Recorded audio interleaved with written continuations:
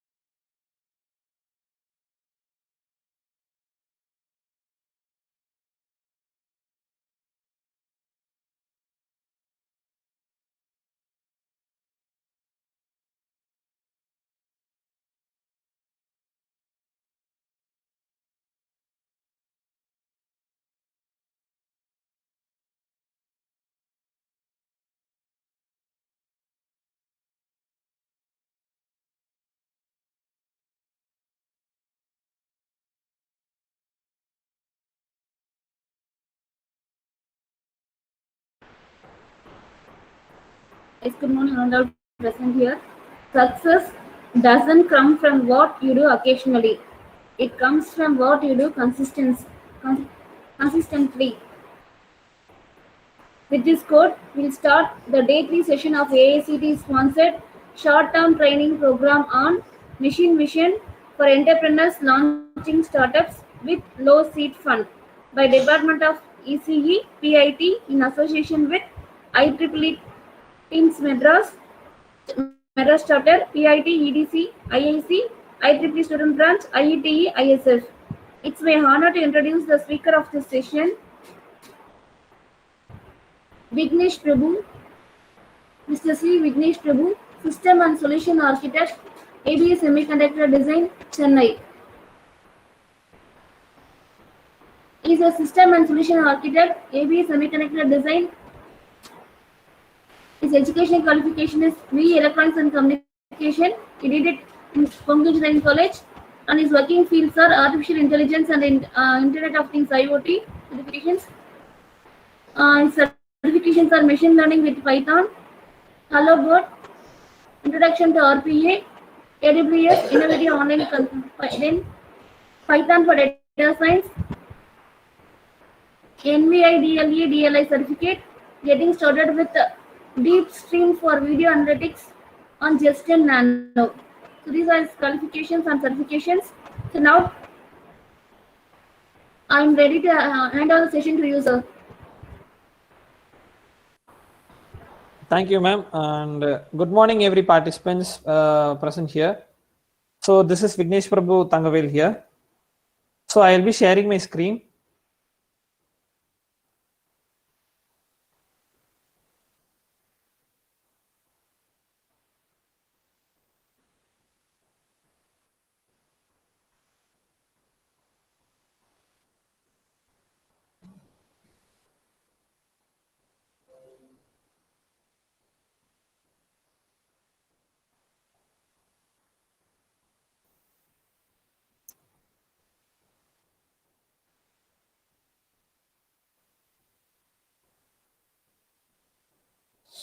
Right.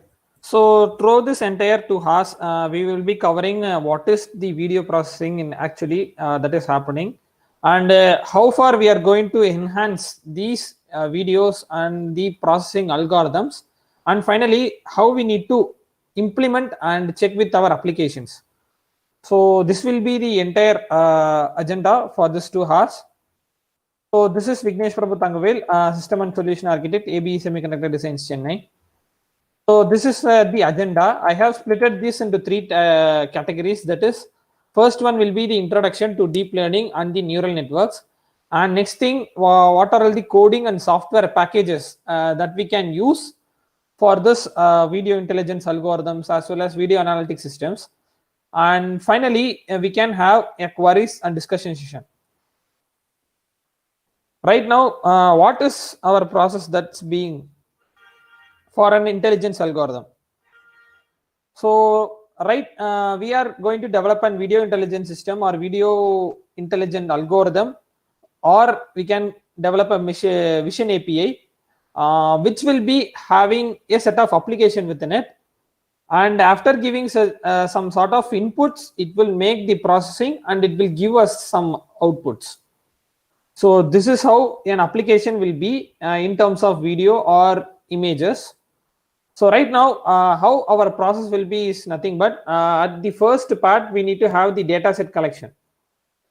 So what is called this data set collection part is nothing but in this industries and in these sectors, we are having n number of data, right?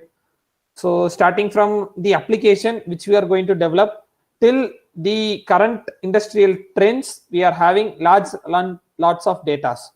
So with the help of these data, what we are going to do is the first thing. Secondly, after selecting our data and our application, so first we will be choosing our application, and based on the application which we have chosen, we will be selecting the data. And next process is the data pre-processing. So right, if we have a video, so basically we will be working with images.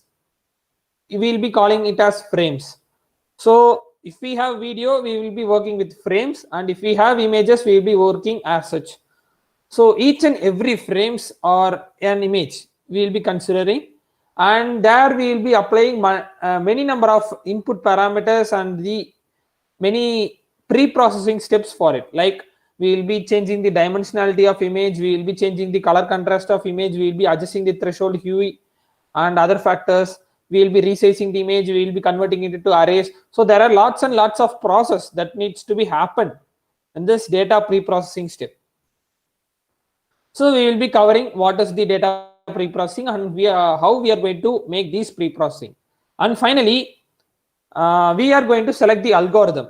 So for example, if I have an image data set or a video data set, I need to select the algorithm that I am going to use, and how I need to every steps will be defined in a manner where sorting out its requirements. So finally, we will be applying our process, that is pre-processed data, into the deep neural network, and we will be forming a deep learning model, and we will be getting the outputs. So this is how our process. It's a simple one. We will be following only in 3 steps: data collection, pre-processing, and deep learning. So before seeing the other parts, that is the deep learning models, we need to be very clear with the types of learning algorithms that are available. So basically there are 4 types of learning algorithms that are available, but in instance in the industries we are only using the 3 types, that is starting from supervised learning, unsupervised learning, and finally we have reinforcement learning. So what is called supervised learning? So it is nothing but we will be having some inputs, right? So we will be having some inputs, and we are known with the inputs and what is the output that is likely to occur. So inputs and outputs are known in this case. So if we are going to develop a model in such instance, then that is called a supervised learning model. For example, if we train our machine, that is, we can take the face unlock pattern. So with the help of our face marks that we are scanning at the first instance, we will be forming the data, that is the number of faces that it needs to detect and that the mobile needs to unlock, right? So after that, if you lock the mobile and if we are trying to unlock it again, so the data which has been stored in the machine alone will be considered, where there will be the TensorFlow light training models inside the APIs, and we'll be calling those in our apps, and finally the face unlock will be enabled. So that's how a simple face unlock pattern will work on. So backend of this will be the TensorFlow or MXNet or number of many models that are available. So it can be in the backend, and the front end APIs the development of app will be there. So this is how a mobile phone development of app will be there. So this is how a mobile phone will unlock. So here in this case, we are training the machine with the inputs, and the outputs are known. That if I get this same image again, I need to unlock it. Or if I get the same face marks or face inputs again, I need to unlock it. So that's how our model will work, where we are known with inputs and outputs. So in the supervised learning, there will be a part named labeling. So I will be explaining you in detail what is called labeling. So next learning is unsupervised learning. What is called unsupervised learning is nothing but we are known only with the inputs. So we will be feeding only the inputs, and we are not sure what will be the output that will be occurring or that will likely to occur. So we are not sure whether I can get any sorts of output, right? So based on the inputs, I will be getting the outputs. So what is happening here is, if we are feeding in some data, either clustering, that is grouping of data, or the association process will occur. For example, I am feeding a bag of fruits, that is 1 kg of fruits. So this 1 kg may contain apple, banana, orange, and some mixture of fruits, right? So if this is my case, I will be feeding this to my unsupervised learning model. What my model will do is nothing but it will cluster or categorize the banana separately, apple separately, oranges separately, and it will give you the outputs. So this is a basic example. So I am not sure how much number of bananas, orange, and other fruits are available inside my bag. So based on my unsupervised learning, the clustering will occur and it will be grouping, and finally it will be giving you the outputs. Here we are not sure what will be the output that is going to occur. So finally we are going to see the reinforcement learning. So what is called reinforcement learning is nothing but we are going to train the machine at the first instance. So we will be giving some input parameters, and based on the input parameter, it will be processed and it will be giving you some outputs. So this is my first instance. So if I feed in the same input again at the second instance, what my machine will do is nothing but it will have the memory or the action of the previous instance, and it will make the response faster. So for example, let us consider this image, that is a lady is having a stick and training the dog, right? So at the first instance, what the lady will do is nothing but she will make the dog to smell the stick, and she will train the dog at the first instance with the stick by throwing it. So if the stick has been grasped by the dog at the first instance, and if the lady throws the same stick again, so it doesn't need the smelling capacity like previous instance, where it will act faster enough and it will get back the stick again to the lady. So that's how your reinforcement learning will do. At the first instance, it will make a train itself, and it will have the previous records. So if the same input has been fed again, it will make its response faster. So that's the thing which I have explained to you earlier. These are quoted in this slide, where supervised learning, that is input and outputs are known, unsupervised learning, input is only known, and reinforcement learning, taking suitable action to maximize the reward. So labeling, that is in supervised learning, we will be going for labeling. So labeling or annotations, we can say it as labeling or annotations. So here input parameters are called as features in supervised learning. So after taking the features, we will be training the machine and we will be feeding in the labels also to the machine in supervised learning. So finally we can get either a class or a value as the labels, and the output will be coming from the machine. So next thing, in the unsupervised learning, there will be no labeling of data where a pattern or groups will be formed.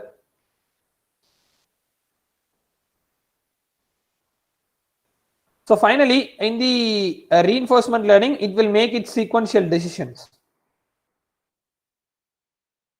So now let us see the supervised learning models and what are the types that are available in supervised learning.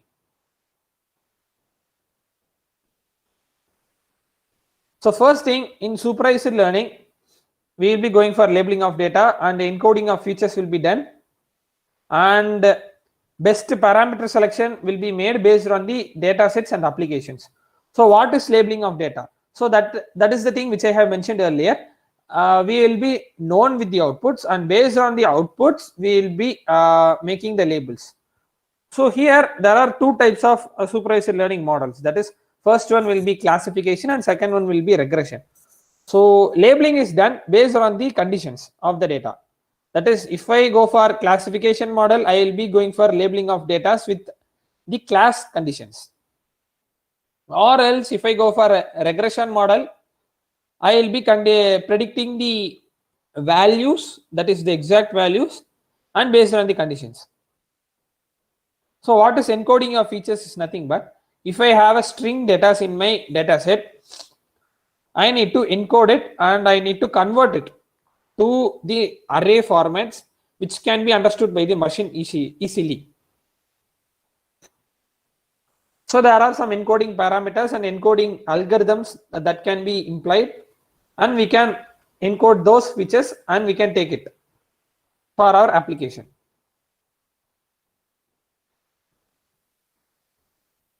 So now let us see what is called classification. Classification is nothing but, if we are working with any discrete data or discrete values, that is called classification. For example, I am going to say what will be whether it will be cold or hot tomorrow.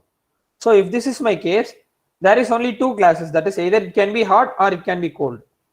So this is my prediction of my supervised learning model. So these are called as classes, and if there is any class, then the model is called as classification models. So next thing is regression. Regression deals with continuous values. For example, if I need to say the exact temperature value of tomorrow, so I can consider the class, that is the use case, and I can say what is the exact temperature or exact value. So this is my prediction. So what is the temperature going to be tomorrow? Here I am going to say the exact temperature. So this comes under the regression model.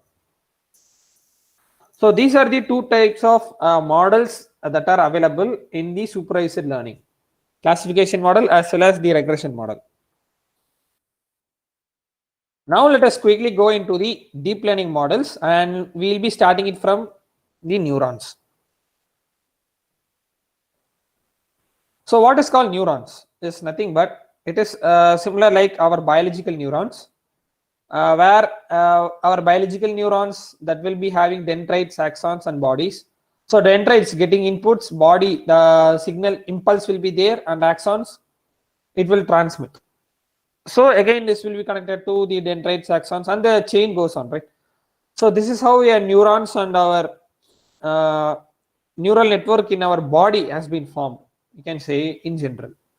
So how far this can be made, and this is possible in our deep learning models. So now let us see how this has been applied in our deep learning models.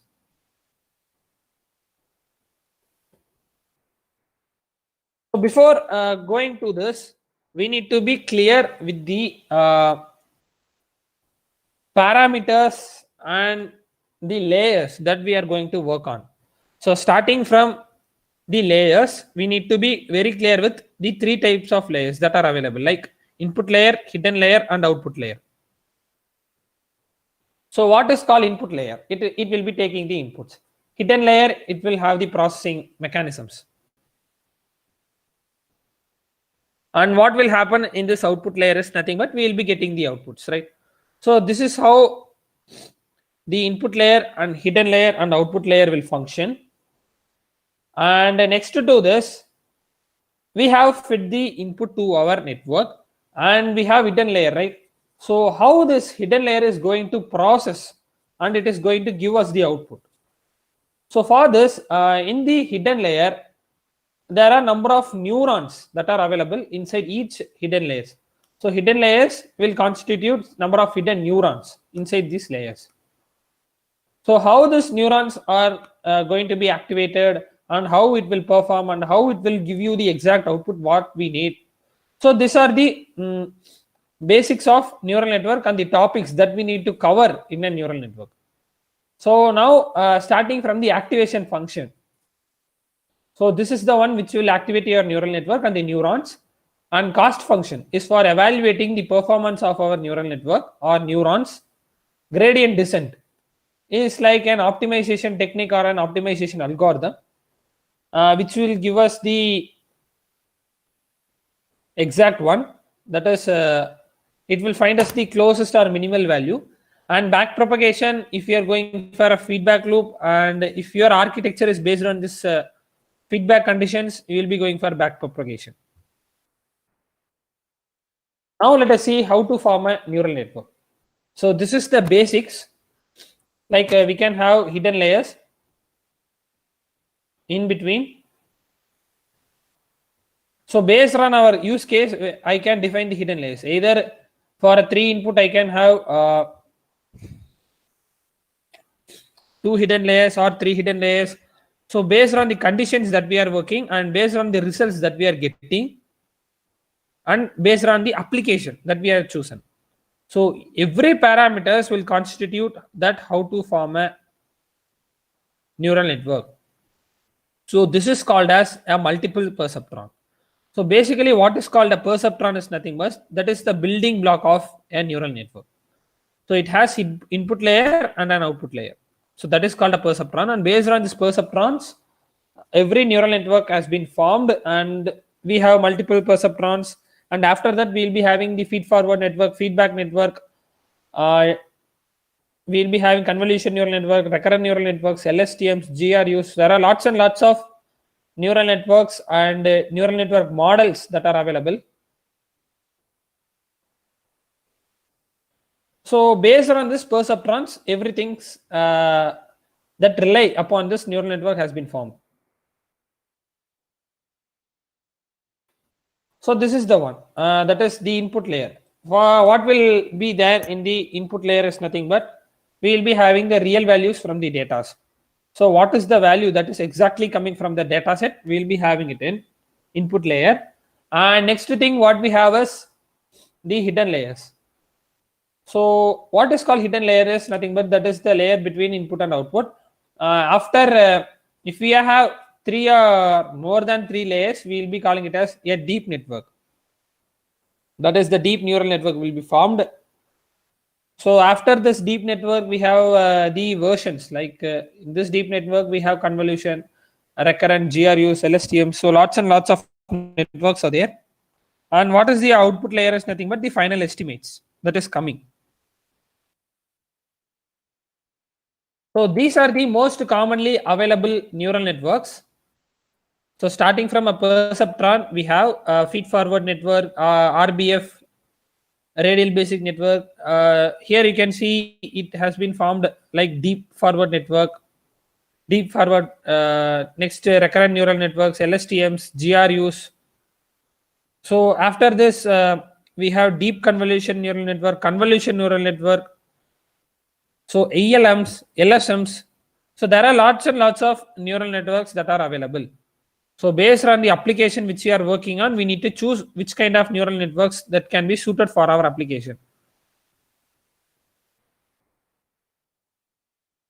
So this is how our artificial neurons will look like, and this is how we are calling a value to our artificial neuron or a neural network.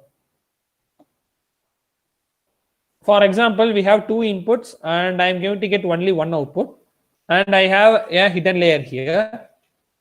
So how my neural network will function is nothing but it will be considering activation function in the hidden layer, and there will be cost function, gradient descent also within the hidden layer. And after feeding in the input, I need to get my network to be activated, right? So activation functions commonly it will be like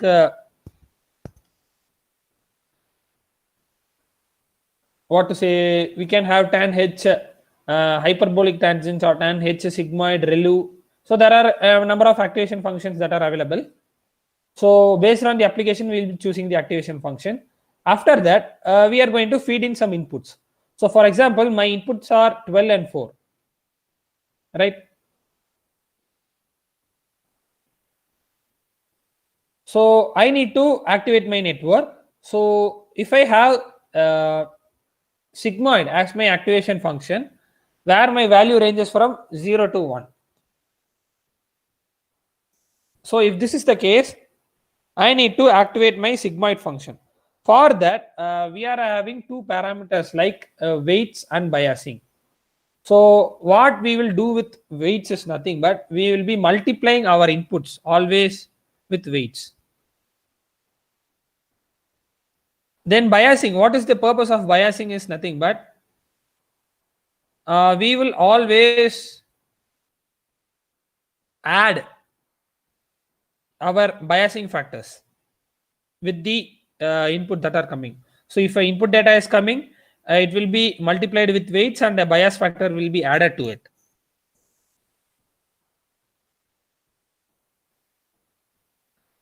So why we are having this weights is nothing but we are having input layer, right? And we are having a hidden layer also.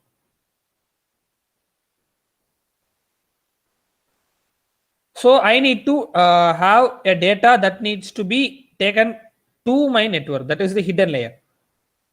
So the function of this weights is nothing but it will transform our input data, right? So the transformation of our input data will be done, and this will be happening within the network's hidden layer. So input data will be coming, and we will multiply the weights, and we will add the bias factor within our hidden layer. So this will happen within this hidden layer, and we will be getting the processed value, and this value will be taken, and the weights will be applied, and the activation function gets activated. So the process goes on. So in the other case, we can say that we need to train our machine, right? So for this also, they will be considering this weights and bias as a learnable parameters. So with the help of this, the activation function will get activated and the machine's process will function on. So these are considered as a learnable parameters, right?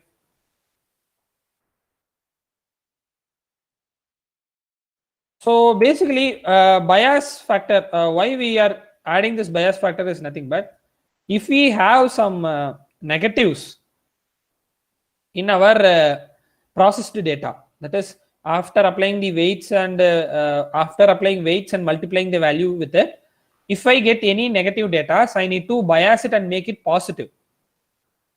So I can't apply a negative function to my activation function of the neurons. So I need to make it positive. That's where I can get a positive value. Either I can have my output as a 0 or 1. So I can get my output as -1 if I choose the sigmoid. So tan h, it will be varying from -1 to 1.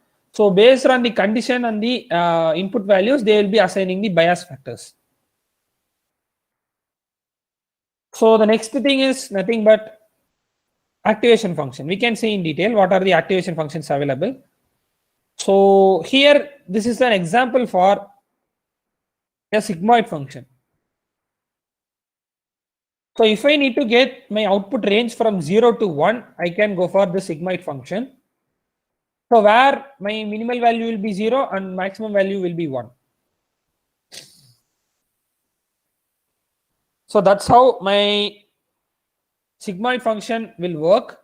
Similarly, we have hyperbolic tangent, right?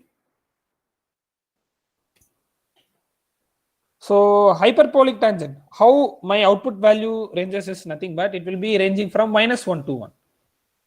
So based on the activation function, you can apply the values and the biasing factors will be applied over there. And my output ranges from -1 to 1. Similarly, we have ReLU. ReLU is nothing but rectified linear unit where my value ranges from 0 to max. So from 0, it will be starting and it will be ranging till the limit. So till the maximum limit, right? So this is the function of the activation function, right? So I have a data, it has been taken into the network, into the input layer. After this, my input layer will feed the data over the hidden layer, where my hidden layer will process the data by applying weights and bias, and it will get some value. So after this, I will be activating my activation function and I will be getting the outputs from the activation function. So till this, we have a process. Now, what we need after activating my activation function, and it will perform and it will be giving us some outputs, right? So after this, how our activation function is functioning and how it is giving us the output. So we need to evaluate the network, right? So how far the response and the process is going perfect, or is there any lag or delay, or is there any error? So we need to evaluate the performance of our activation. For this, we have the activation function, cost function. So what is the role of this cost function is nothing but it will evaluate the performance of the neurons. So after having the activation function, this cost function will be applied and it will be checking the performance of the activation function, that is how far our value, that is the expected value, has been attained by this network. So this will be evaluated based on quadratic cost or cross entropy. So there are a number of cost functions are available, and based on the activation function which I are using, the evaluation matrices will be taken down and this cost function will be applied over those layers. So this is the equation. So there are some drawbacks in the quadratic cost and the cross entropy, right? So where this quadratic cost has been applied and what is the drawback is nothing but if you are going for the quadratic cost function, there will be larger error that are more prominent. That is due to squaring. We are squaring our data, right? So if there is an error, there will be large error and it will be more prominent. So what will happen? So due to this squaring and due to this large errors, our learning rate and the learning performance of our network will get slowed down. So if I have a large error, how my network will get trained and learning process, right? So there might be delay and the process will get slowed down. So overcome this, we have quadratic cost. So what is happening in the quadratic cost is nothing but our learning rate gets faster. If the difference is larger in this cross entropy, that is cross function, our learning rate will be faster, that the neuron can learn easily. So this is how the cross entropy works. So that's the difference between our quadratic cost and the cross entropy. So the next thing what we have is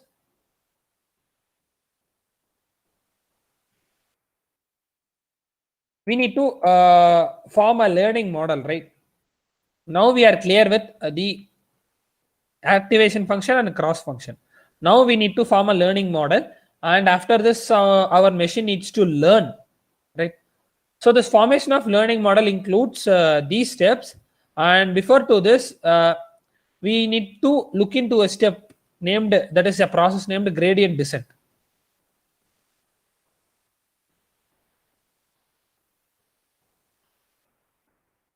So what is called a gradient descent is nothing but it is called as an optimization algorithm, which will be helpful in finding the minimum of a function. So to find a local minimum, we take steps proportional to the negative of the gradient, and the parameter refers to coefficients in regression, that is linear regression, and weights in a neural network can be considered. So I will be explaining what is called a gradient descent with the example, that is the fog in a mountain. So consider we are in a mountain. So we are in uphill where we need to downhill from the top. By this climate, the mountain has been entirely covered with fog. So how can I get down? So this is my scenario right now. So for this, due to heavy fog, my visibility is poor, right? So I need a gadget or a minimal function by which I can find out the path. So right now I am searching for the area and I have a stick in that area. So I am picking up the stick with me, and after picking the stick with me, I am finding the local minimum, that is the nearest walkable path around me. So with the help of the stick, I am leaning it down and I am checking for the path and I am getting down. So my step gets shorter enough because I have a poor visibility. So with the help of the stick alone, I am getting down from the top. So after this, I have reached the bottom.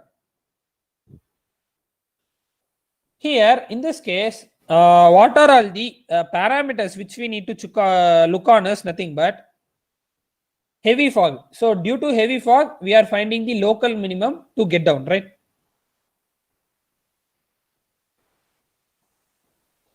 So here we are applying algorithms that are descent in proportion, right? So due to the downhill, our steepness will be calculated and we are descending down from the hill. So we will be checking the steepness and descending algorithms. And next thing, what we are trying to achieve is the person. So the person who is searching for the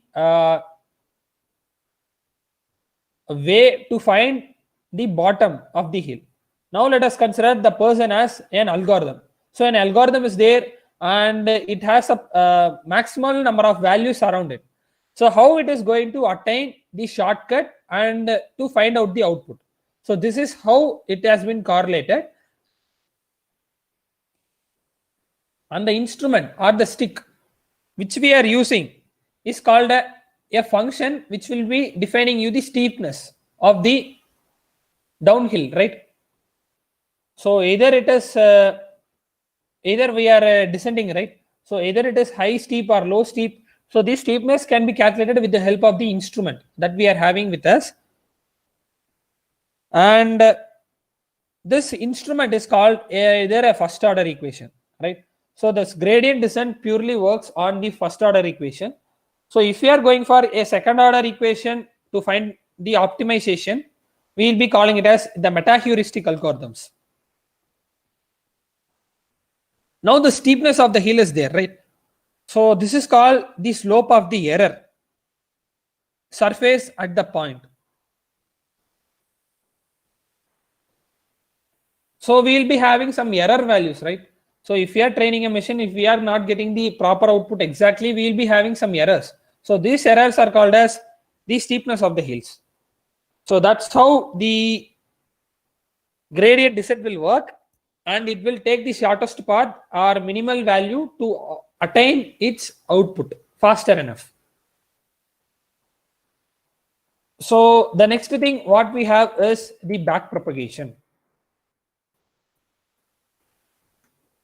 So what is called backpropagation is nothing but, so we have a network and we are getting the outputs. So after applying the gradient descent, we are getting some errors. So how far we are going to rectify these errors? And how we need to adjust the optimal parameters or weights over the entire network, and how we are getting the proper value within a short response of time. So here comes the backpropagation method.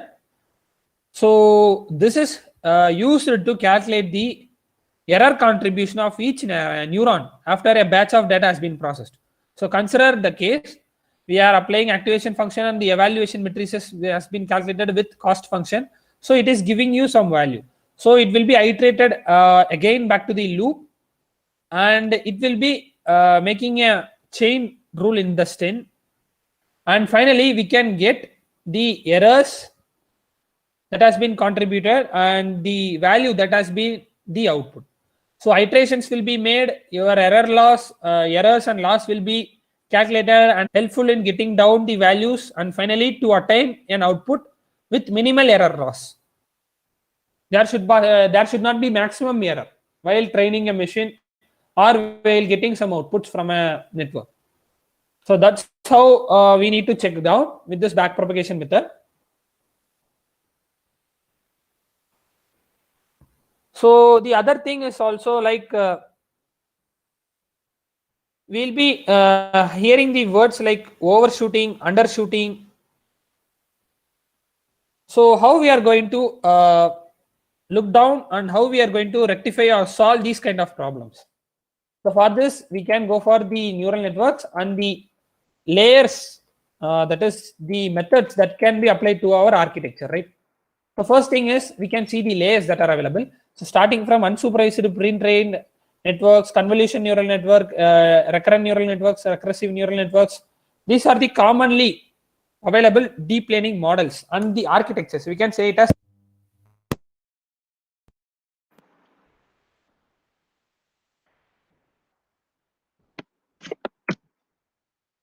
So the next thing is nothing but what are all the methods that can be applied to our architecture. So we have seen one method, that is the backpropagation. So apart from backpropagation, what are all the methods that are available? That is the thing which we are going to see. So next thing we have stochastic gradient descent, right? So the stochastic, as the word implies, it will be used for finding the gradient descent with the random values. So it will take some random values from the network. Gradient descent will be calculated with the help of this stochastic values. So next thing, what will be happening in the stochastic gradient descent is nothing but iterations and the optimization function will be helpful to find the smoothness and the properties of the network.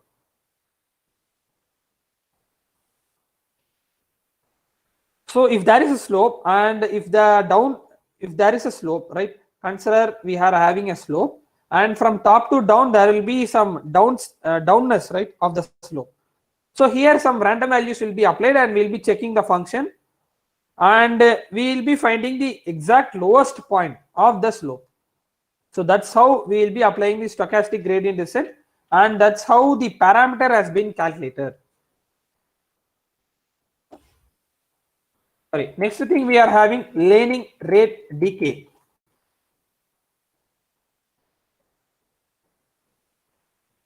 So learning rate decay, why we are applying this is we are going to train a neural network. So while training the neural network, if we have larger layers, there will be decays that will happen for multiple times. As the name implies, learning rate will be decayed. So that's how your learning rate decay will work. And while concentrating over the videos and images, we need to check with these three methods, that is dropout, max pooling, and batch normalization. So this should be very clear, and we need to concentrate while working with the videos and images. Now let us see what is called the dropout. So dropout is nothing but if we have overfitting and underfitting issues in our networks, so this will be helpful.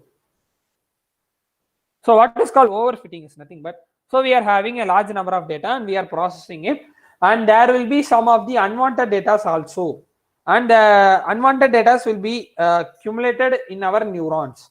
So this can rise to some issues. So unwanted data can lead to some accuracy mismatch or the prediction errors. So there will be some problems, right? So to overcome this dropout method will be applied, where it will be ignoring the neurons that is containing the unwanted data. So that's how your dropout will be there. And the max pooling, what the max pooling will do is nothing but it will form a sample based on discretization process. That is, downsampling will be done, and the maximum value within the region will be taken, and a new vector will be formed. Either can say it as a new matrix will be formed. So our image, what we are taking in, will be taken as a matrix within the machine. And if we are applying the max pooling method, that is the pooling mechanism will work on, and we can get the maximum value at the particular image and the particular array, and that will form you a new array.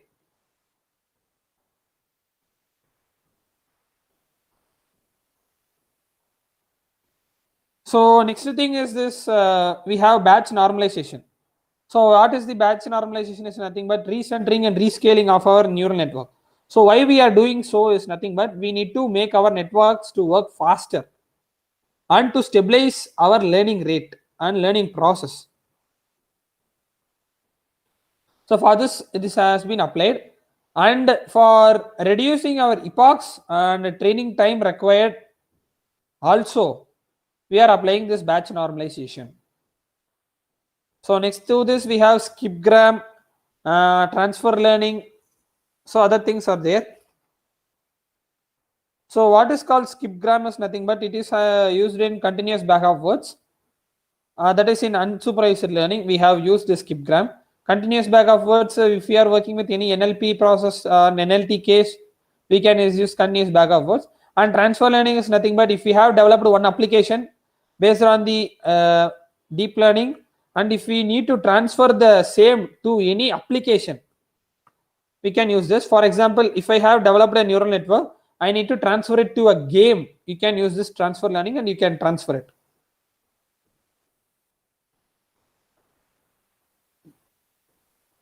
So this is the process that is happening, and these are the things that is applied to any architecture that we are choosing. Now we are going to choose the convolution neural networks. So this is why, because we are going to work with image and frames, right?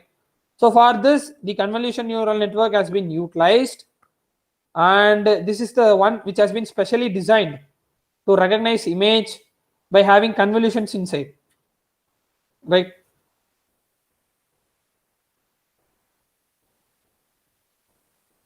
So what are the activation functions that can be applied here is stan h and relu. Mostly they will be using the stan h and relu here.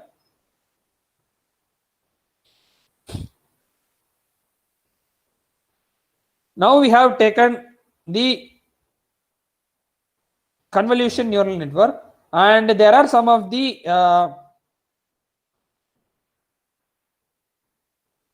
frameworks that we need to be followed. So now let us see what are all the frameworks that we are going to utilize within this convolution neural networks. So it can be either CPU based or GPU based, right? Now let us start from TensorFlow. So this TensorFlow developed by Google is used as a backend for processing, where this TensorFlow will contain your data in terms of tensors, and the tensors will be taken and the data will be formed, and finally your deep learning models will be formed and we'll be getting the outputs. That's how the TensorFlow works. And here we will be applying Keras as the front end and the TensorFlow will be a backend. So what is backend and front end is nothing but TensorFlow will be utilized for converting your data in terms of tensors and making an array, MD arrays, that is multi-dimensional arrays. And this Keras is called as an API which links your MD arrays and the programs, and it will make a front end application. So if we are having a sort, we will be having front end and back end, right? So this front end development will be made within this Keras. So that's how our network will work in this TensorFlow. And next to this, we have MXNet deep learning framework. So after this MXNet, we have PyTorch. This is also a deep learning framework. And Cafe, Big DL. So these are commonly available deep learning frameworks which we can utilize. And in Python, if we are working on with Python, we can use TensorFlow, MXNet, PyTorch, Cafe models also. So there are some procedures and installation guides to be followed while working with these frameworks. That is the deep learning frameworks. Like the Intel, right? So this company Intel also has its unique deep learning framework that is called as OpenVINO. So there is some different architectures and different methodologies that will be followed in this OpenVINO. Now let us see the list of CNN models that are available. So after selecting what kind of framework I'm going to use for this CNN network, so I have some of the models, right? So models are nothing but how your layers and networks to be formed. So if I have 4 hidden layers, 5 hidden layers, 6 hidden layers, and in each hidden layers, if I am applying a max pooling drop down, so there are some of the procedures, right? And so following these procedures, they have developed some of the models also. Like we can use these models and we can program and we can get the output. So that's how the commonly available models are there. Like starting from Lenet 5, we have AlexNet, VGG, Inception, V1, V3, ResNet, Inception, V4. Then we have Darknet also, and fast RCNN is there. So there are many number of CNN models are available. So based on the size, based on the accuracy that the model is giving, we can choose which kind of model that can be suited for our architecture or our algorithm. So we can choose that. So let us take the VGG16. So if I choose the VGG16, I can see the size of my model. That is, it is 528 MB in size, and it is giving the top accuracies among the list of models that are available. So if this is the case, I can go or prefer to have VGG16. Or else, if I need better accuracy and less MB in size, I can go for our Inception ResNet V2 or Inception 50. So there are a number of models available. So based on the accuracy, size that we need, we can choose the model. So here I have listed an example, that is the VGG16 architecture, that how it looks like. So we are discussing, right, the models, architecture, framework. So how these things that can be utilized in a development of a model, right? So here I have chosen my framework as TensorFlow.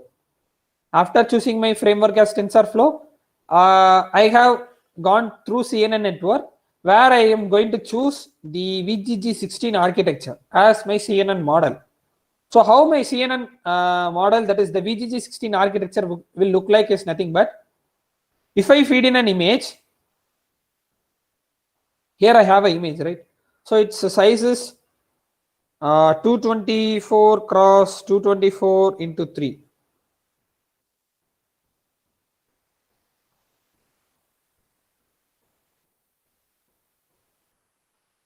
So here what it is saying is,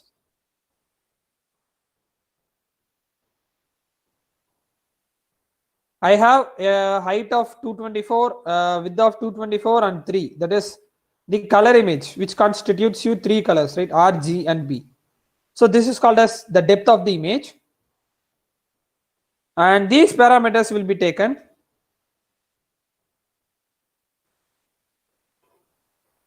So next thing what I am going to do is, I am going to form a convolution algorithm, right? Sorry. So what is this convolution neural network is all about is nothing but I am going to apply the convolution theorem over my image and over my layer, and I am going to get the values.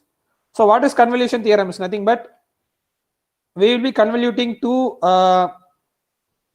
arrays and we will be forming a new array. So for this convolution I am going to utilize the max pooling as my layer, and I have applied it, right?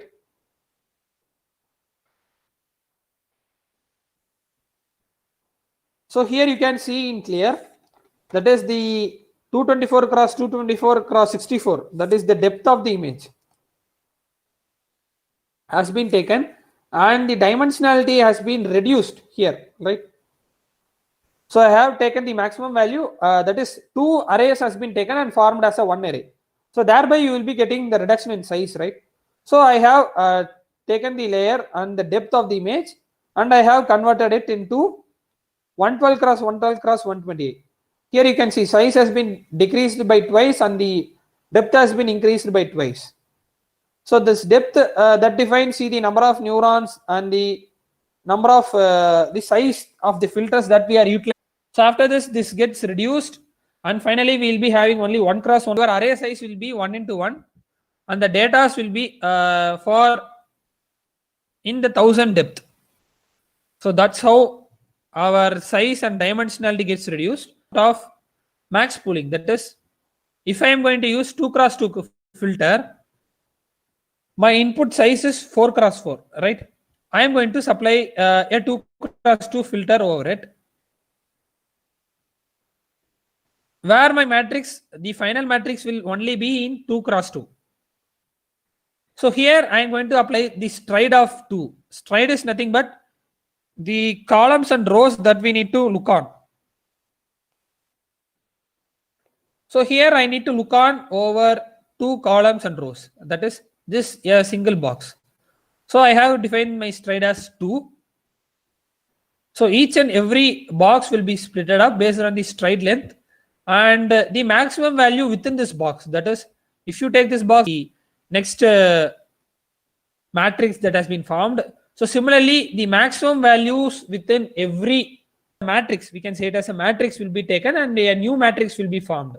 So that's how your convolution theorem will be applied, and the max pooling concept. Based on these conditions and these techniques, your size of the image will get reduced and you will get 1 cross 1 into 1000. That is 1000, what we can say, 1000 datas will be there, which will be in the dimension of 1 cross 1, which will be in a single dimensional array.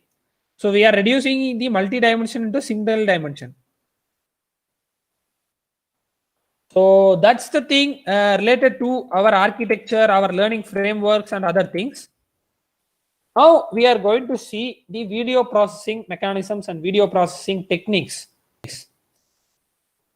So starting from the video, we are going to take the videos in terms of frames. So each and every video will be considered as a frames, right? So we are going to take these frames and we are going to process it. So based on the application, we can choose which kind of architecture we can follow and how to process it also. So this will be taken and we'll be getting some values. And finally, each and every applications will have the unique import libraries also. So next thing, we are going to concentrate over the libraries and the import functions that are available.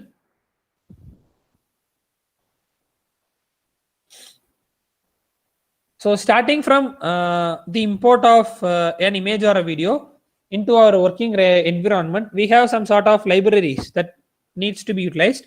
So now let us start from the SkyKit image. So how the SkyKit image will work is nothing but, if you are using the SkyKit image and if you are importing an image, these images that we are utilizing will be taken as a numpy array, and these arrays will be formed from the original picture, or it can also be utilized for vice versa application. That is, if I have a numpy array, I can use this SkyKit image and I can convert it to a original image or a valid image. So that's where, and that's how the SkyKit image works. And next library what is there is nothing but this OpenCV. This is a commonly utilized and commonly heard library by everyone. So for image, if you are working with any image or video, they will be going for this OpenCV. So this is the one which has been regularly used. Why? Because there are easy import functions and many pre-processing steps are there, and you can utilize for our flexibility. So there are number of applications and advantages that are available with the help of these OpenCV libraries. So I can import my image or I can import my video in terms of this library and I can work on. So the next thing is, with this OpenCV, that is the deep learning frameworks has also been developed, and they are also utilizing this OpenCV frameworks to import the videos or images and to process it, right? So next to this we have Mehotas. So what is the purpose and the function of the Mehotas is nothing but, we are going to make a 2D and 3D images into our working environment. So if this is the case, you can go for the Mehotas. So likely we would prefer that if we are going for a 3D image, we can go for either Mehotas, right? Or other libraries that are available to import this. So the next thing what we have is simple ITK. What is the function and how far this simple ITK works is nothing but, it will be taking a image, right? So an image will be considered, and each and every image that we are taking will be treated as a set of points. So the set of points will be taken and we will be making these points, and we will be forming a value or a matrix. We can say it as a matrix. So after taking the set of points, so these points will be considered in a physical region of space. So in a space that is in an empty environment which is in a physical region, these set of points will be plotted and a cosine matrix will be formed based on this. So that's how your simple ITK works. Next thing we have SciPy. What is the use of the SciPy is nothing but, if we are going for any mathematical operations, that is, we have an image and I need to make some manipulations over the image. That is, I need to make the vectors, or I need to multiply my array values. If I need to make those conditions and those work cases, I can go for this SciPy. Or if I need to transpose my image, I can go for SciPy. So based on the manipulation process, you can utilize this SciPy. So this can't be utilized to import an image, but it can be utilized only for the manipulation purpose. Next thing, the library that is commonly used next to OpenCV is Pillow. So with the help of this Pillow also, we will be importing our images. So what is the advantage of this Pillow is nothing but, if you are going for any filtering or operations or any manipulations within the image, while importing, you can utilize this Pillow.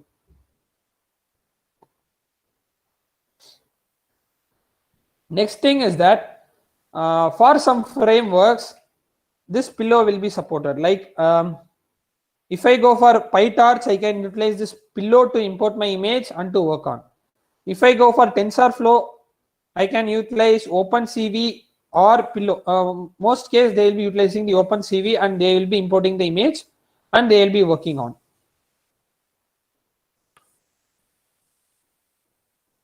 So that's how based on the working environment, that is the deep learning framework, you can choose which kind of library that you need and which kind of framework that you are going to utilize. And followed by that, if we need to make any pre-processing or calculating steps, you can utilize the libraries and its specific functions. Now, if we need to plot any values or if we need to have any graphical representation or graphical view, you can go for matplotlib. And finally, we have IMUtils. So IMUtils is also utilized to import images, and after working with Pillow, IMUtils can have some specific libraries for face detection models if you are going to work with PyTorch. So that's what I have explained, that based on the framework which we are choosing, we can choose which kind of library that can be suited for our framework. Now let us see what are all the techniques that can be applied to an image or our data, right? Now let us start from the thresholding techniques. So what is called the threshold is nothing but we are having an image that is in terms of RGB. So I am converting my image and I am forming it into a 8-bit image, and finally I am reducing it to a binary image. So while reducing it to binary image, I can apply this thresholding algorithms to have the binary values that is separating your foreground and the background. So subject and the background can be separated with the help of this thresholding techniques. So here what is the thing is nothing but we are converting, that is we are taking an image, we are making the image to a gray image, and we are taking it as a binary image, and we are applying this thresholding techniques. So this technique can be utilized in object detection techniques, tumor detection techniques. So the algorithms which I am saying, right? So if we are developing a medical based algorithm which needs to find out the tumor in any data sets like MRI data set or CT data sets, we can go for some thresholding techniques also that can be applied and that can be processed, and finally we can extract the exact tumor or the segments alone. After doing this process, we can train the machine with the help of our CNN network architecture. So this is being the basic and building block, right? So next thresholding, there are 3 types of thresholdings that are available: simple, ARTSU, and adaptive thresholding. So I'll explain what is called adaptive and what is called ARTSU. So adaptive is nothing but, as the name implies, based on the regions, right? So there will be some high regions, some low regions, where we can't apply everywhere the binary values. So if this is the case, so based on the thresholding region and the areas, our adaptive thresholding will adapt itself.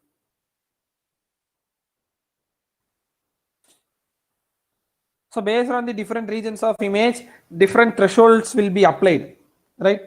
So it will form you a new value or a new vector. So next thing what we have is ARTSU thresholding. So what is called ARTSU thresholding is nothing but it works on the ARTSU theory. So this is also called as automatic thresholding techniques. So if you apply the ARTSU algorithm, the automatic thresholding will be made, and it will also calculate the measure of spread for the pixel levels each side of the threshold. That is, we have some pixels, right? So a particular pixel will be there and which will differentiate your background and foreground. So those pixels also will be considered and calculated, and it also applies the thresholding in this particular area. That is, the automatic thresholding will be done. So we need not to define this pixel and this value, and we will be setting only the initial parameters alone, and after this initialization the automatic thresholding will be calculated. So that's the function of the ARTSU thresholding. So now we have seen some of the thresholding techniques, right? So after this, we need to find the edges of any images. So if we have a data, we need to consider the thresholding, or we need to find out the edges of the data. So for this purpose, we have two mechanisms, like the edge detector techniques are there. So first thing is called the canny edge detector technique, and the second one is called the Sobel edge detector technique.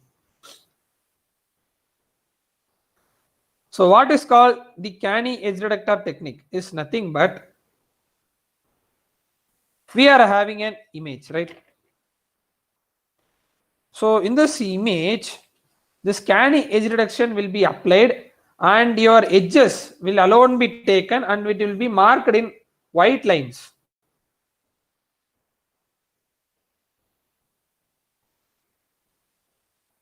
So it is also used to find out the edges in a wide range. So wide range of edge detection techniques will also be applying, and there are some use cases between this canny edge detection technique and the Sobel edge detection technique. So how this canny edge detection technique works is nothing but, so based on the x and y values, that is the, if we are taking an image, there will be x and y's, that is the dimensionalities will be there, and it will be taken, and this canny edge detection technique will mark the edges alone. So this edges will be taken and it will be marked, and finally we will be getting the exact edges that we are in need of, right? So that's how your canny edge detection technique will work. And the next thing what we have is Sobel edge detection technique.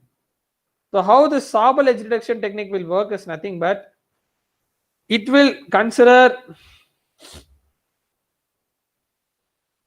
your edges, where your edges will be marked with the red lines. That is, the outer edges will be marked with red lines, and you will be detecting the edges. And the major difference between these two techniques is nothing but, canny edge detection technique will take the gray values of an image. That is, it will convert your image into gray, and it will take the gray values of an image, and finally the edge detection algorithm will be applied, and you will be getting the edges.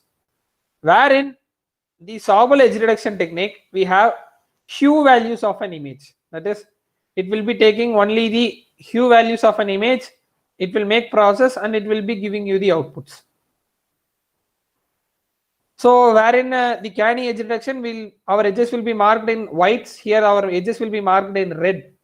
So that's the major difference between this canny and the Sobel edge detection techniques.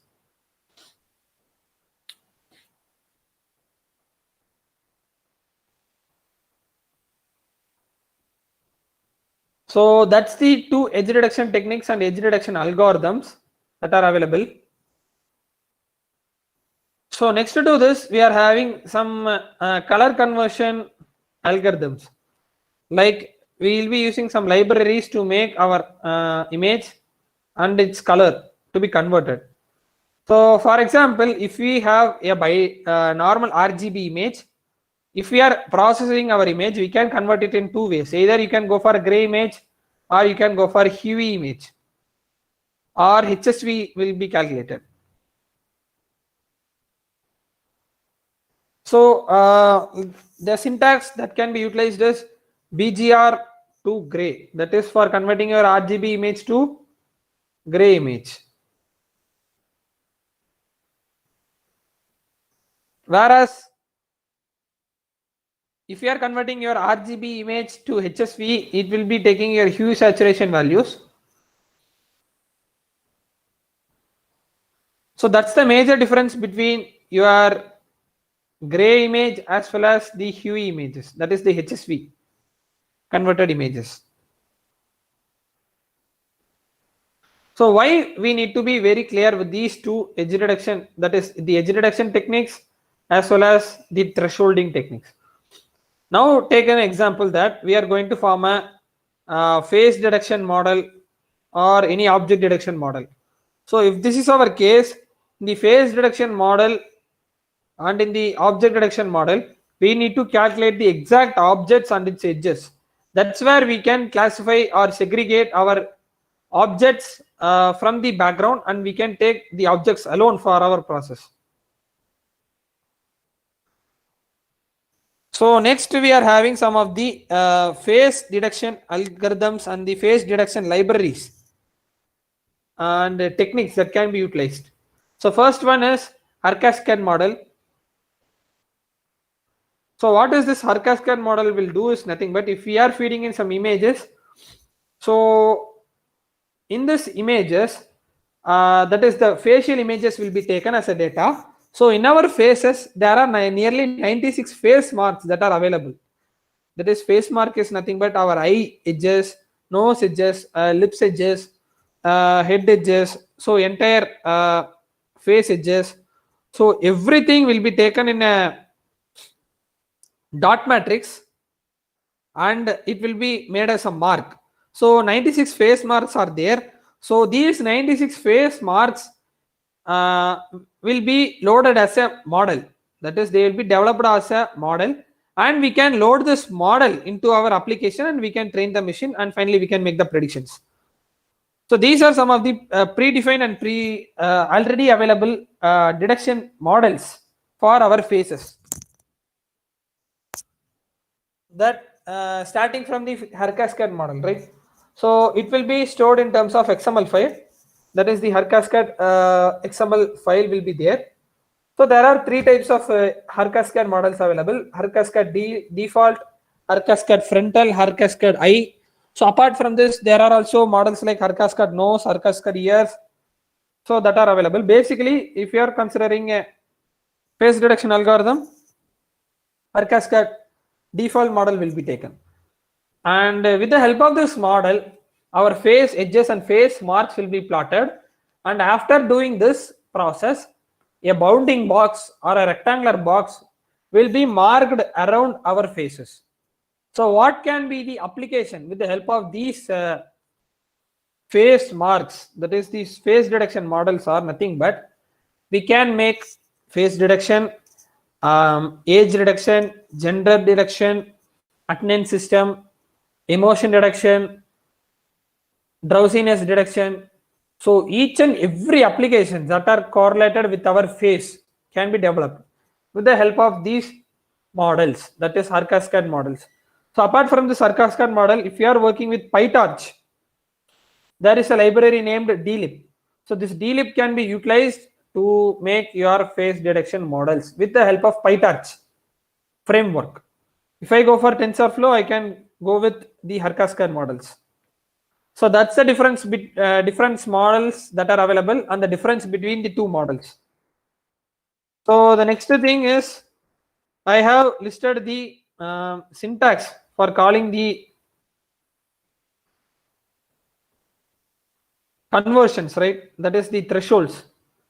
So with the help of the cv2.threshold binary, I can go for binary thresholding.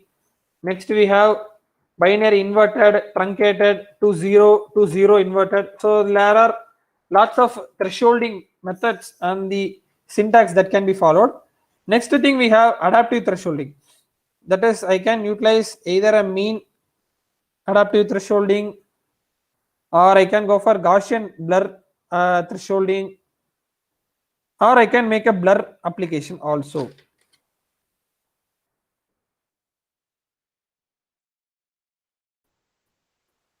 Now let us see the object detection application. So what are the models that are available for the object detection is nothing but we have Coco, Cafe, YOLO, MNIST models that are available for object detection. So what are these models actually? Nothing but, so they will be taking lots and lots of data, like they will be taking nearly 1 lakh data, 2 lakh data. So they will be taking those data, they will be pre-processing the data, and they will give us a model, that is a valid trained model for us. So with the help of this model, we can make the object detection algorithm. So I have applied the edge detection technique and I have found the edges with my input video. So after finding my edges and the data, the features alone be taken and it will be cross-checked with our object detection models that are available. So if we are to satisfy the condition, then it will say what is the object that is in front of us, or what is the object that is detected by our camera. So this is how our object detection model works. So MNIST is a commonly available one. This can be utilized for numbers and fashion data sets also. So I will be showing in coding part what is the MNIST data set and how it can be utilized. So the final algorithm is the watershed algorithm. So it is also like the thresholding mechanism, but here both the edge reduction and the thresholding will be applied, and an algorithm will be formed where this can be utilized for the object detection technique also. So there are number of methods and number of algorithms available, and based on our applications we can utilize the algorithms. So next thing, what are all the applications that can be developed? So real-time analysis, that is whatever the thing which we are looking over our eyes and which we are making the judgment or the decision can be made with the help of the cameras, right? So for example, if I am looking over a person and if I am marking an attendance, this can be possible with the camera. So attendance system can be formed, right? So the next thing is, if I am going for an industry and I am looking over my eyes and I am making the process, that can be formulated. So based on the applications, like we can also make the biomedical applications also, and everything can be formulated.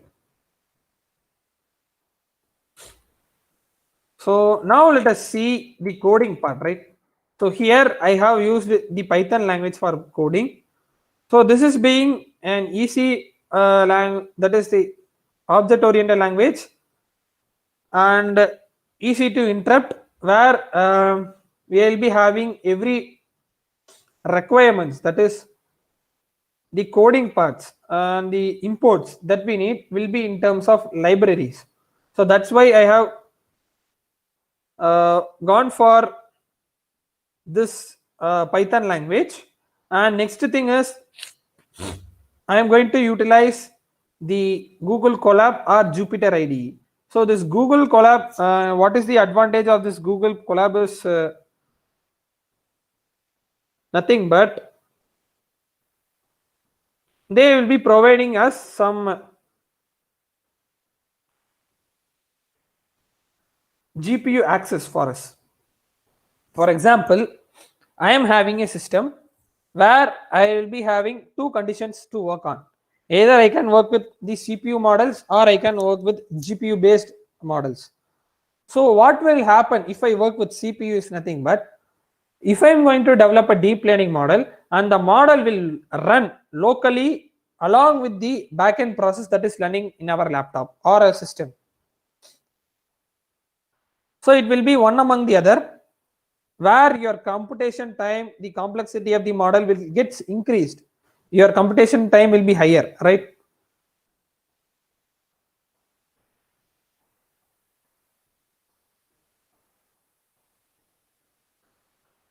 So to eliminate these kind of conditions, they have gone for GPU, that is the graphical processing unit.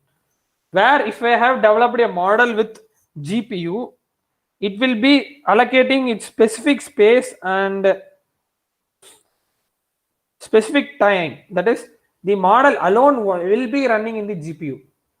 The local things will be running in the CPU, and the deep learning models and the frameworks which we are developing will alone run in this GPU model.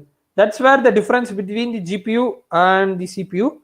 For example, if I run a model in a CPU and if it takes nearly 3 hours for compiling, the same thing will happen within a 15 minutes or merely 20 minutes. So based on the GPU space and the GPU conditions, your timing will be calculated.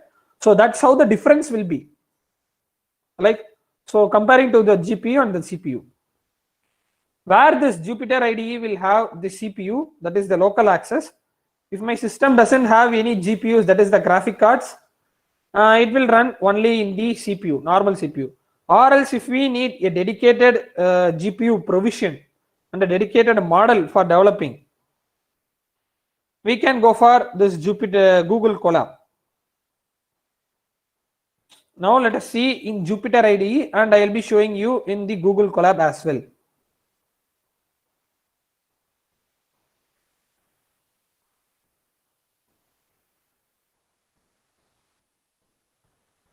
So this is the basic Jupyter IDE which we have worked on.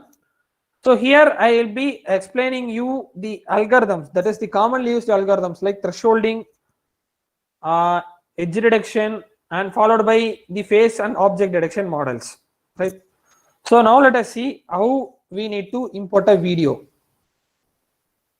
how we need to access a camera. For this we are going to utilize NumPy as NumPy and import CV2. So NumPy is called numerical Python, where if I am going to work with any numbers, I need to utilize this. Here we are taking an image and we are converting it into MD arrays, right?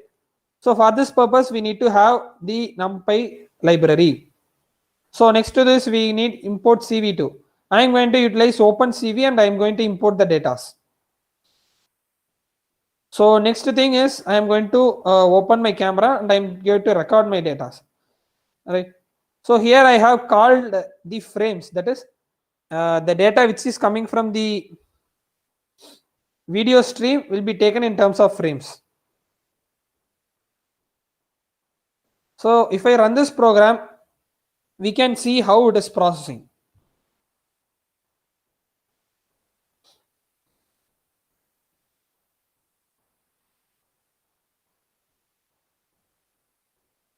So here I have made a basic access to my camera. Here we can see I have converted my normal frames to gray. So that is BGR to gray conversion has been made. I can also show my screen as such without converting.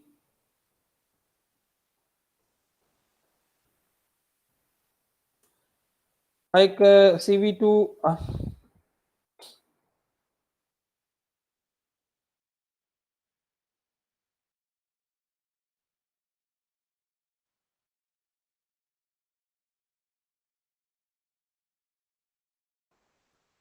So here you can see the difference. So first one is the original one where I am utilizing the RGB image, and next one is the gray conversion. So here from 24-bit your value has been reduced to 8-bit, that is the gray image, right? So the next thing is we are going to make an edge detection algorithm. Right, before to this I will be showing you the thresholding. So here I am going for binary thresholding, that is converting my gray image to binary image. So here we can see the difference, what is happening. So my background has been considered as black, and the foreground, that is the subjects that are present in this environment, has alone been taken and it has been marked, right? So here you can see this is an object, my hand is an object, where my objects are marked as white. So if I move, I will be considered as white, that is the background and foreground has been separated with the help of this syntax and this technique. So how far this can be utilized? So if we are going for any tumor reduction or age reduction, sorry, if you are going for any tumor reduction, this can be applied. If you are going for object detection, this can be applied.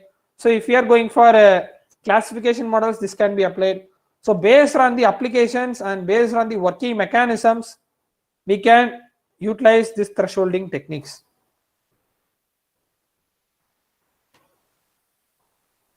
Now we are going to see the edge reduction technique.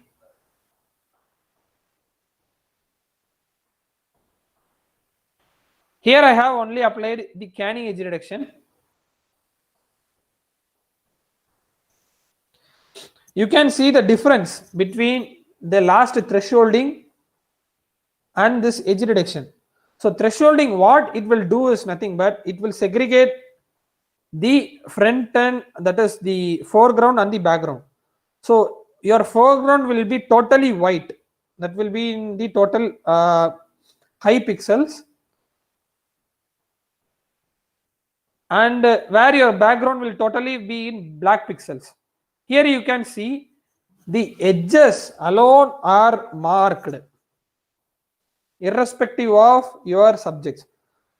So edges that are concentrating the subjects are alone marked, and my edges are marked, and the proper edge reduction technique has been applied.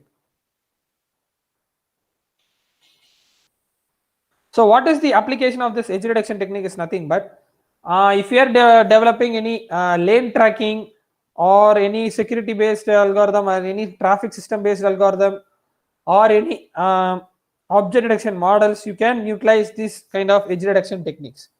So I have utilized canny edge reduction technique. If you are going for sawball, it will be entirely different.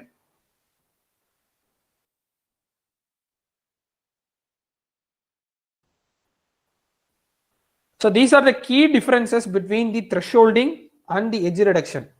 So what will thresholding will do is nothing but it will take, it will process, and it will give you the foreground and background separately.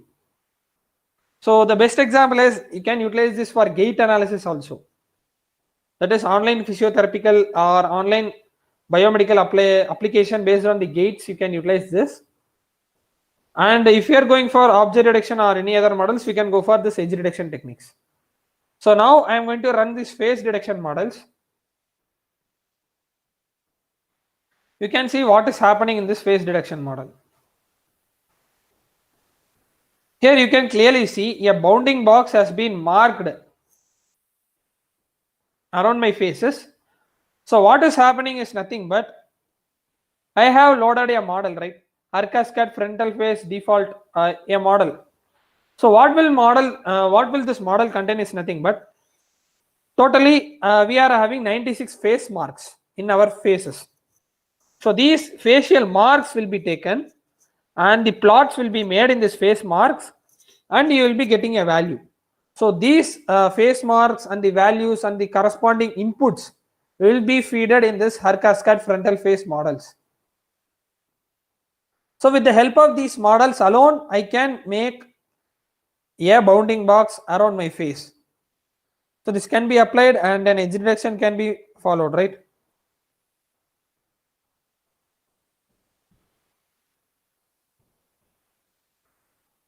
So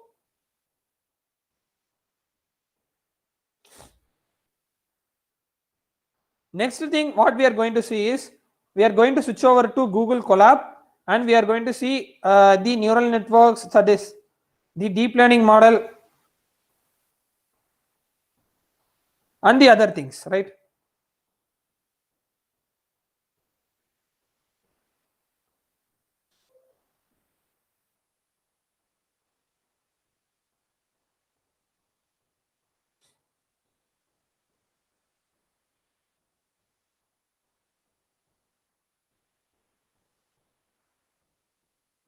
So this is the Google Colab that has been provided by Google. Here we have runtime options, like I can go for either normal run type, or I can go for GPU, that is graphic processing unit, or I can go for TPU, tensor processing units. So I can choose my run type, that is the hardware accelerators, and I can connect it. So after connecting to this, I can find the amount of RAM and ROM allocations that has been made to me.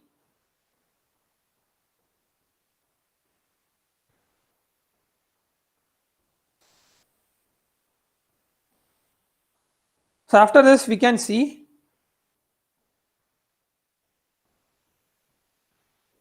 I am utilizing GPU accelerator, and the RAM I am utilizing is 0.79 GB alone. So you can see the space that has been provided for us. So the Google has provided us 12.72 GB of RAM and 68.4 GB of disk space.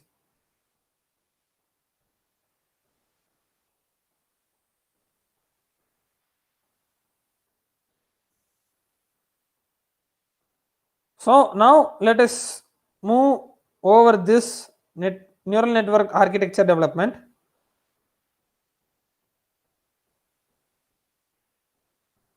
So here we can see how a neural network has been defined. So basically, if you are starting over a neural network, we need to define it with inputs, weights, and outputs, right? So as we have discussed earlier, if a neural network is there, we will be having input layer, hidden layer, and output layer. So in input layer, we'll be processing, we'll be taking in the inputs, and in the hidden layer, we'll be applying the weights and biasing factors, and finally in the output layer, we'll be getting the outputs. So I can also define the feed forward network. That is, if I get an input at my first hidden layer and in the first instance, I need not to go for the back propagation or feedback. Instead, my outputs, that is the value which we are getting, will be too accurate when concentrating over this feed forward network. So the basic example for a feed forward network is ELM, that is extreme learning machines. These are advanced networks which works on this feed forward theory, or it is also called as cascading loop. So your inputs will be taken to next hidden layer and it will be processed to next hidden layer, and the process goes on. There won't be any feedback of your data.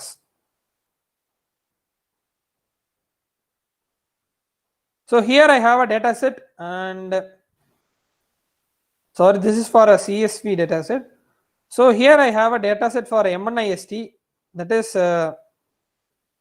this is a model that will define or that will predict the amount of fashion, that is what we can say,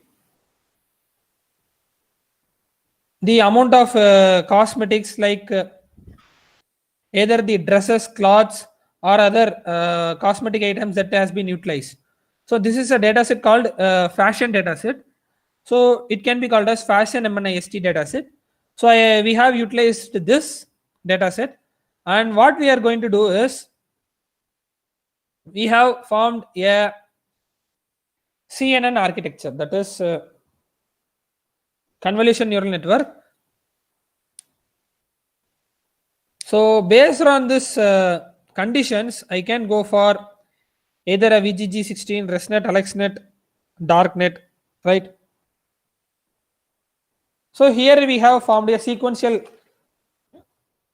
model. So in this sequential model, we are going for convolution of 2D images.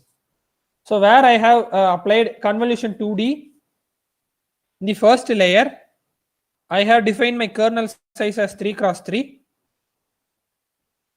So after this kernel size, I have defined the activation function as linear, and input shape is 28 cross 28 cross 1, and the padding is same.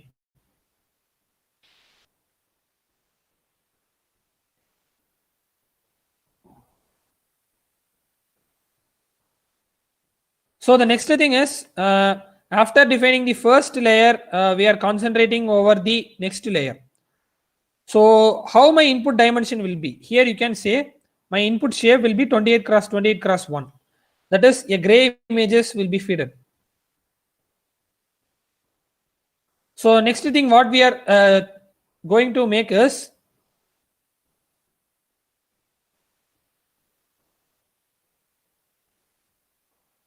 we are going to form a layer. That is, after this convolution 2D has been applied, I am going to activate and I am going to form a layer. So for this, the technique, that is the architectures, we have seen some methods that can be applied to our architectures, right? So the technique which I am employing here is the leaky relu. So this has been my activation function, and I am applying this. So after applying this leaky relu, and I am going for max pooling, where my kernel size is 2 cross 2. Here you can see the kernel size has been reduced from 3 cross 3 to 2 cross 2. And there will be padding. So what is called the masking and padding is nothing but, so sequence processing layers will be there.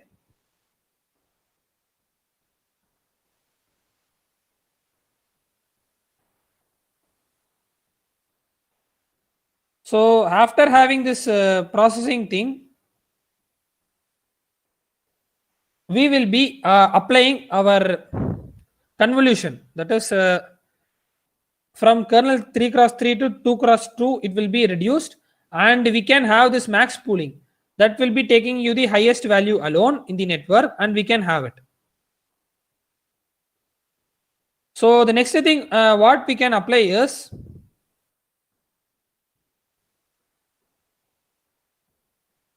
we can have the next layer, that is first layer has been done, that has been activated by leaky relu, and the max pooling has been done.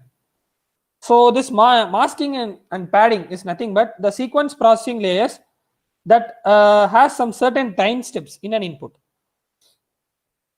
So if there is some unwanted data, I can skip those datas, and I can mask those datas also. So that's where the masking process will be taken down and it will be carried out. So the next thing what we can check is,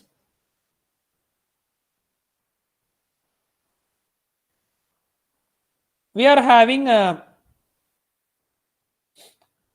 the process to be continued. That is, from 32 input size, your input size has been increased to 64, where this is due to our dimensionality reduction of image as well as the kernel size which we have defined. And the next thing is, we can see 32, 64, 128, 128, and the size keeps on increasing, right?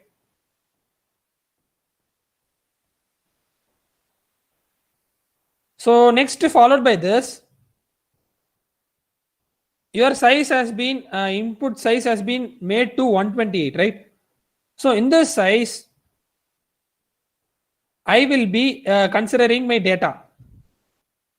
So I will be making this as my last layer, and I will be compiling this layer, and I will be checking the parameters of these layers.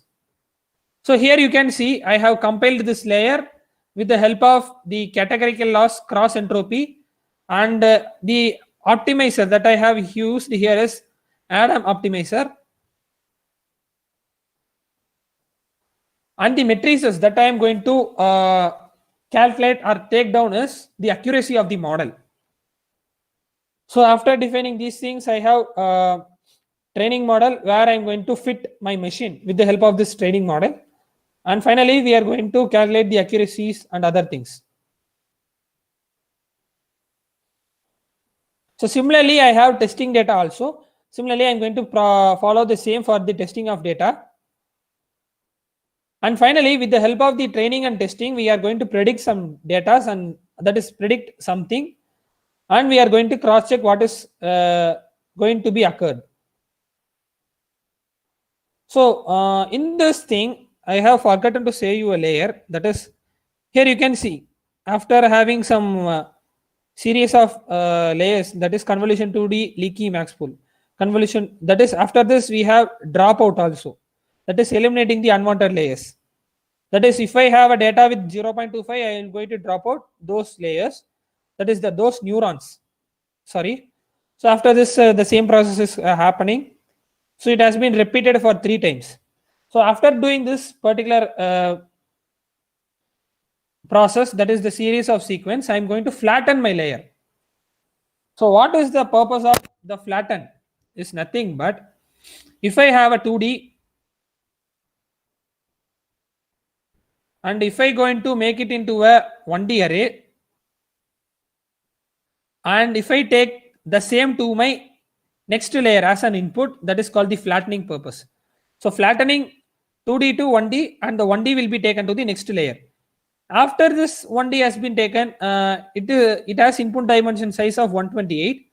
So you can see here, after the flatten, your layer has been changed to dense.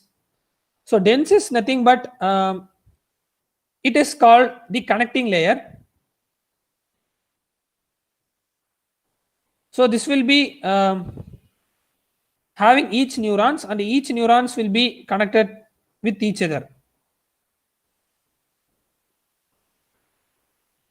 So it also has some non-linearity properties also. That's where we'll be considering this dense layer, and we'll be connecting it with the number of neurons that are available, and we'll be forming the input, that is the vectors out of it.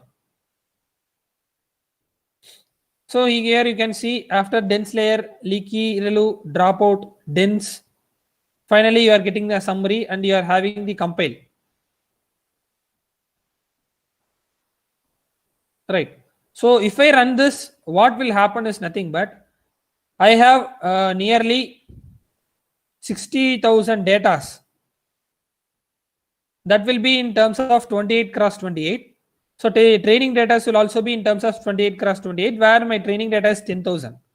So total number of outputs that I can get is 10 outputs, where I have defined the output classes starting from 0 to 9.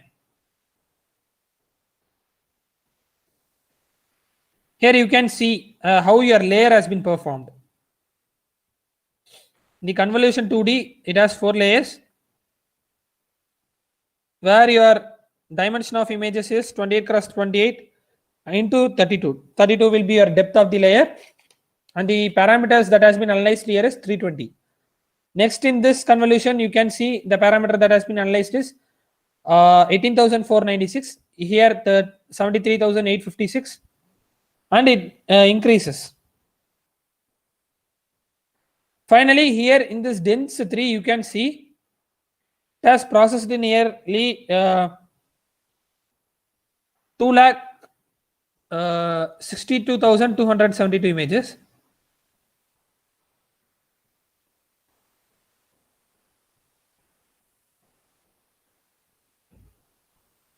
And after this, the number of trainable parameters, that is total parameters that are available, is 3,56,234. So the parameters that can be trained, that are called trainable parameters. So the trainable parameters that are available here is the 3,56,234. So each and every parameter that has been available are trainable. So I have trained the parameters, and this is the fashion MNIST dataset. So I have labeled each and every parameter separately, and I have got the output. So this is how the training accuracy and validation accuracy will vary.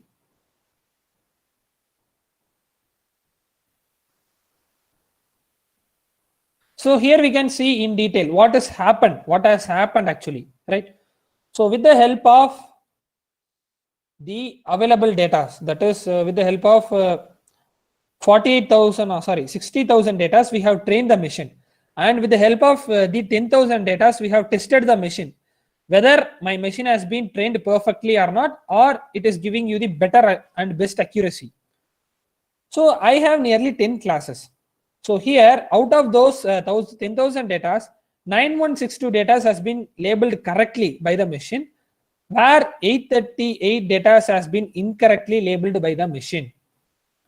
So this results can be found in this classification report. That is, starting from class 0 to 9, we have precision, recall, F1 score, and support. So each and every classes we have taken nearly 10,000 images. For each and every class, we have 1,000 images, totally 10,000 images. So how each and every class is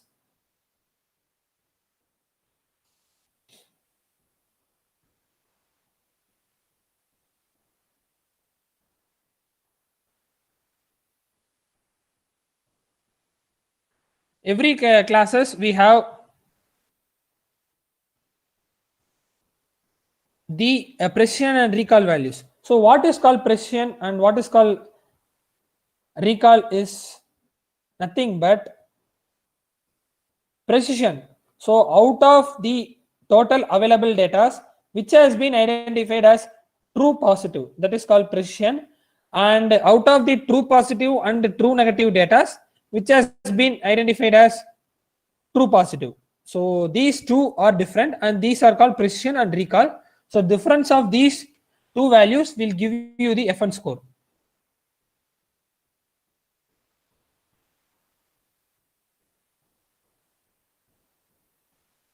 So the next thing, the accuracy of our data is around 92%. That is the deduction. Sir, can you please repeat precision and recall? Yes, ma'am. So what is called precision is nothing but if I have a data and it contains a confusion matrix. So before to this, we need to see what is called a confusion matrix. So this confusion matrix, we have actual and predicted values, right? So actual is nothing but what we are feeding into the machine, and predicted is nothing but what the machine has been predicted based on the training data and training inputs. So the next thing, we get a confusion matrix over it, where I will be showing you the matrix.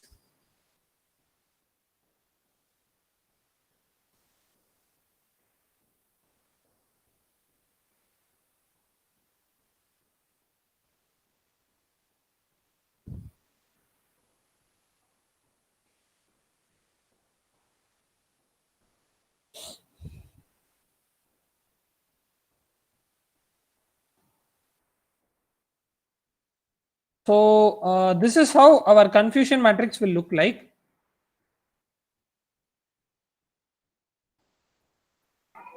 I think you have not shared your screen, sir. Yes, ma'am. Yes, ma'am. I'll be sharing, ma'am. Okay.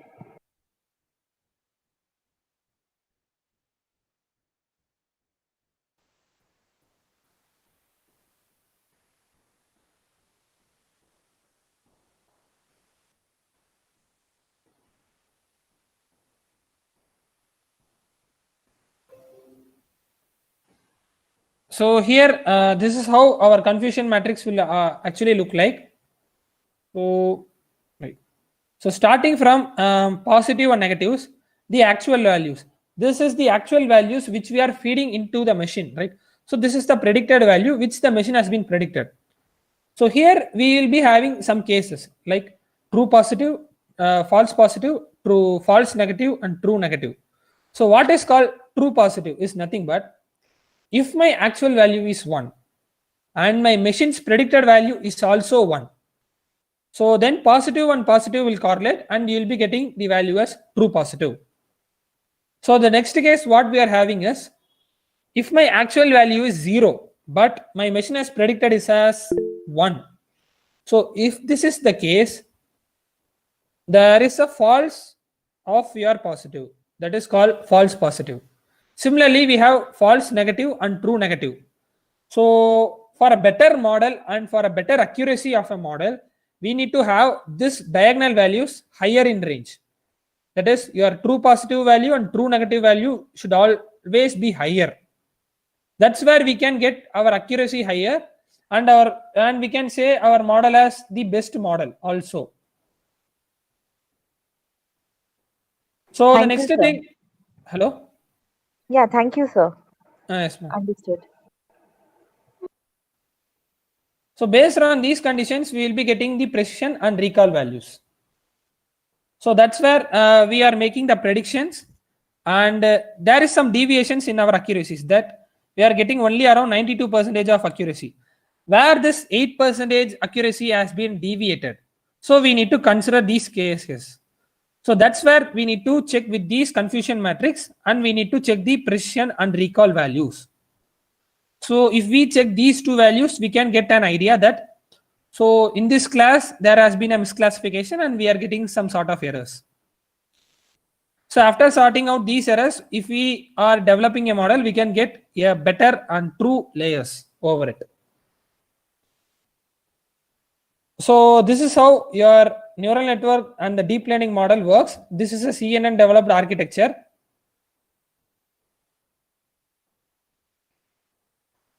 So next thing, I have an example for the tumor detection. That is, so this is the example for MNIST dataset, which we have imported the MNIST number dataset, where the handwritten numbers has been classified and predicted as whether it's 7 or 0 or 1, right? So its real classes has been predicted here. So you can see a chart here. So this is my handwritten image. What is the true value is 7. That has been fed by me. That has been fed from the data set. What the machine has predicted is also 7, where my probability will be 1. So here the true value is 2. My machine has predicted as 6, and my probability, that is the ranging, is 0.84. That is the 84% of accuracy we are getting. Here my probability is 99%, where my true and predicted value are same. Here my probability is 100, where my true and predicted value are same. So this is how we can utilize an MNIST dataset, and we can check for the accuracies and the predictions. So this can be applied in basic and in general for every application and for every datasets. That if we have some datasets, we need to predict it, we can make the predictions. So this is the thing that can be applied. So next thing is that I have a smart healthcare application where I have detected a tumor from the brain images. That is, I have brain MRI image where I'm going to predict only the tumor alone. So here in this image, we are seeing clearly that there is a tumor, right? So there is some area. So how my machine is going to predict and how it is going to segregate or separate the tumor alone, we can see. So here I have applied some algorithms, that is the techniques like thresholding, watershed, and the edge reduction has also been applied here. After doing some process, I am getting the x and y coordinate values. Here you can see g of x and g of y. So output of this is nothing but my tumor has been segregated separately. So the process that can be commonly called as contour analysis. So I have taken down only the contour, that is the tumor alone. Finally, you can see the exact tumor region has alone been marked. That is ROI, region of interest, has alone been marked separately, and the contour analysis has been made, and we are getting only the tumor, exact tumor. So this is a basic example for a tumor detection, which can be applied in a biomedical application, and that's where the process and the every techniques that can be utilized for any videos and any process. Now the session is open for queries and discussion.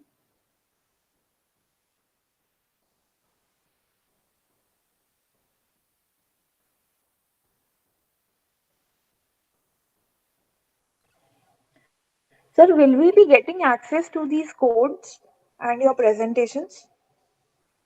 Yes, ma'am. Sure, ma'am. I will be sharing this PPT as well as the codes, ma'am. With everyone. Okay. Thanks, sir. Yes, ma'am. Sir, Yes, ma'am. Hello.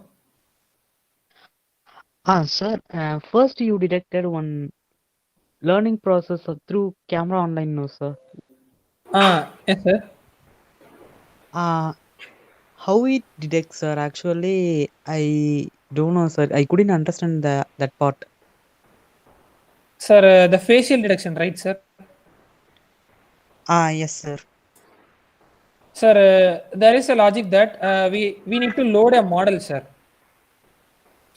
So in this facial detection model, our model that we are going to import has been predefined or pre-processed, that it has been available in common, sir.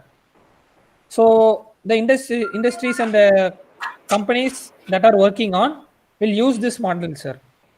So this model has been developed based on our facial marks, that is the face marks, starting from eyebrows, eyes, nose, lips, and jaws. So our outer bounding of our faces.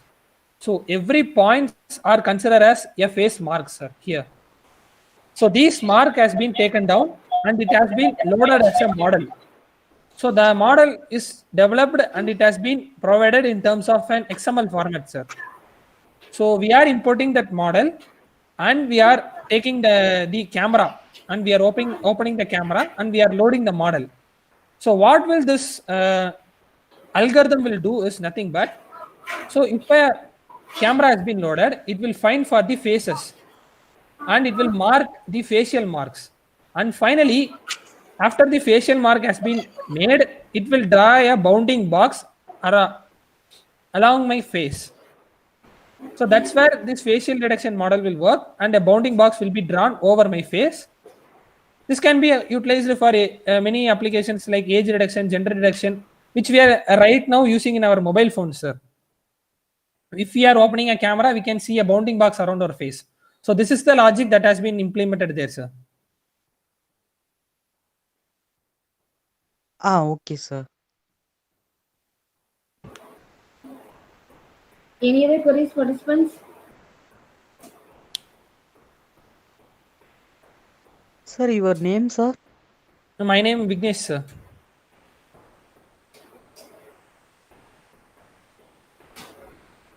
Any other queries, sir? Participants, from participants side, any other queries? Okay, knowledge is power. Shared knowledge is power multiplied. On behalf of Honeywell Institute of Technology, I thank you, sir, for sharing your valuable knowledge and time for us. As a token of gratitude, we would like to present a virtual memento for you, sir. Yes, ma'am.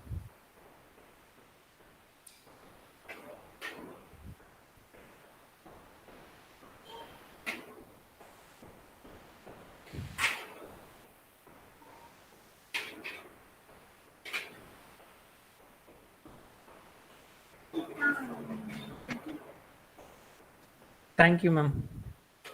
Yes, kindly accept this virtual memento for you, sir. Thank you, sir. Thank you, ma'am. Thank you, ma'am, and thank you all participants for being throughout the entire session. Hope this might be an insight for your development or your research process. And if you are planning for a startup, you can have these ideas and these knowledge for you, and you can develop your own application and your own startups. Thank you all participants, and thank you, ma'am, for organizing such an event. Thank you all. Thank you, sir. Participants, the